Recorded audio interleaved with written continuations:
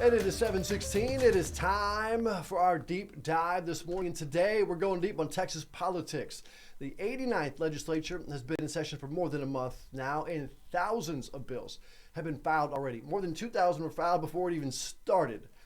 One of them, filed in the Senate, is taking aim at diversity, equity, and inclusions in public schools, DEI. Now, the bill reiterates that parents have control over moral and religious teachings, educational decisions, and what medical treatment can and cannot be provided to their kids.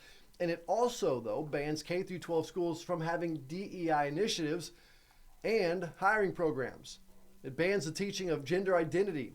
It bans the teaching of sexual orientation. It creates an avenue for parents to file complaints about any violations. Now, the Senate Committee on Education will hold a hearing on this bill on Thursday. Again, this is just one of the record number of bills that have been filed this session. Never before have so many bills been filed. So we sat down with senior political reporter Ashley Goodell to get some insight.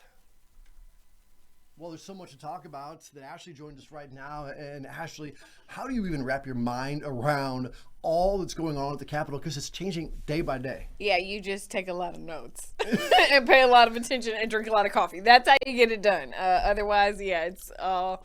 who knows, right? It's a lot to keep track of. Well, you know. I mean, you're the expert, the political director here at KVUE. And what are the things that we really need to be watching out for right now that really will affect us as people? So, I mean, I think there's so much, right? Every bill has the potential to really impact your life. I think when we think about day to day, the big bills obviously are going to be in the Senate.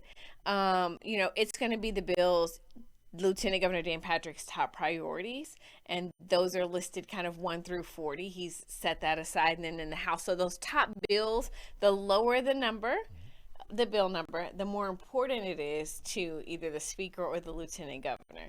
And so that's how you can pay attention to some of the more controversial or the big bills. And the number one is the only thing that they have to actually do, right? Yes, number one is the budget. Number one is always the budget. The House and the Senate take turns each session as to who takes the lead on the budget. This is the Senate's turn to take the lead. So they'll pass SB 1, even though they are also, the House is working through HB 1, but they will pass the Senate version as the Senate's year to lead. And it's looking pretty good. The budget's looking good. No major problems for the state. Well, no, the state has a massive surplus, the budget surplus again. We're talking about more extra money that Texas has than most states have for their entire budgets. And that's just our play money. That's like after we go and send money to the rainy day fund. Right. This is our pet project leftover money. What are we going to do with all this money? And it's, a couple billion. There are a lot of people who like to get a little, some of that, maybe teachers, Absolutely. maybe educators. Absolutely. We can talk about that later. But speaking of which, that leads us into number 2. Yeah, SB 2 is the Senate's Education Savings Account bill. So this has been a movement, right, to have what proponents of this like to call school choice for years and years and years. I mean, there's some, you can really kind of go back to the history, right, of education savings account, school choice, vouchers, whatever you want to call it. The history isn't really pretty, right? It's like rooted in racism. And everyone sort of acknowledges that. But proponents of school choice say, but it has evolved. And now we're giving parents an option to send their kids who are, they like to say, trapped in public schools. It gives them help if they want to send their kids to private schools. Well, here's a question, and I know that I'm not trying to attack anyone in particular, but how in the heck can a kid who needs it the most, how can their parents or if they have a single mom, for example, how are you supposed to get these kids to private school in the first place? There's no buses at these private schools. It doesn't make sense to me. I'm just a bystander here. Well, and it's not enough money to cover tuition. So if you have a single parent, I mean, the supporters of this idea say, well, these schools offer scholarships. These schools offer other things for the children to help them. They just want to be able to have the option, right, to help these families. I think what you're hearing from people on the other side of the aisle and the other side of the issue, I say the other side of the aisle, you have rural Republicans who oppose this plan.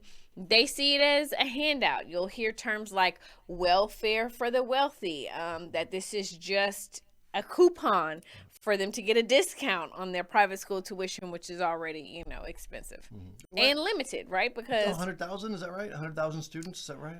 That's how many. So if you look at Senate Bill 2, right, because the House has filed its own version, but both the House and the Senate agree they're only going to put $1 billion towards this effort. Only $1 billion. Yeah. I say that this would be the largest rollout, right, of an ESA plan in the U.S.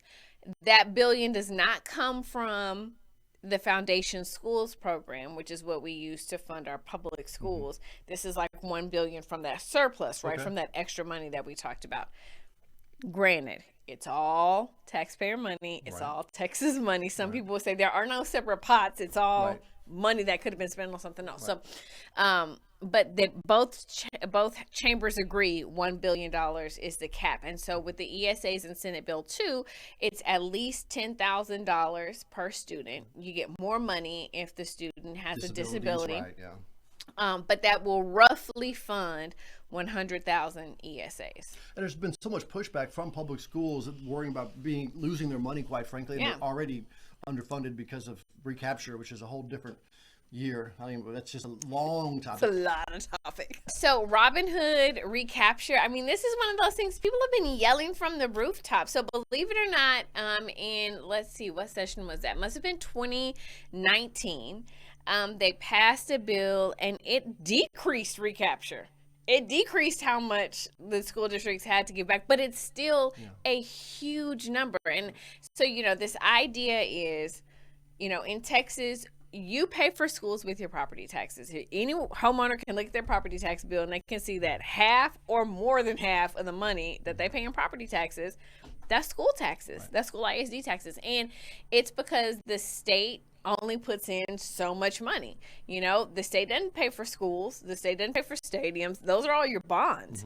So the idea is these districts that are property rich, that have, houses that are worth a lot of money and they're therefore collecting more money in property taxes, well, they should give up some of that money to help the smaller schools in rural districts where they don't have a lot of property worth a lot of money, that they should help out.